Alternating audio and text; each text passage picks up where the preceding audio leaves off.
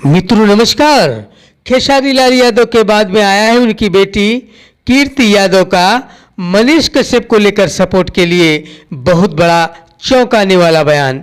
बताएंगे साथियों पूरी खबर। इससे पहले आप हमारे चैनल को सब्सक्राइब व वीडियो को लाइक शेयर जरूर कर दीजिएगा।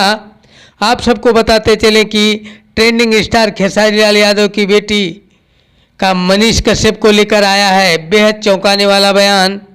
कीर्ति यादव बोली हैं कि मनीष अंकल के साथ जो हुआ है वो बहुत ही शर्मनाक हुआ है, जबकि मनीष अंकल के साथ ऐसा नहीं होना चाहिए था, क्योंकि वो बिहार के एक सच्चे और अच्छे पत्रकार हैं, मेरे पापा के फ्रेंड्स हैं, वो सदा सच्चाई के लिए लड़ते रहते हैं, मेरे पापा की तरह ही गरीब लोगों की मदद करते रहते हैं। तेजस्वी अंकल से विवाद के कारण भले ही मेरे पापा नहीं बोल रहे हैं, लेकिन वो रोज़ भगवान से प्रार्थना करते हैं कि शीघ्र ही मनीष अंकल की बेल हो जाए, जिससे वो जेल से जल्द बाहर आ सकें।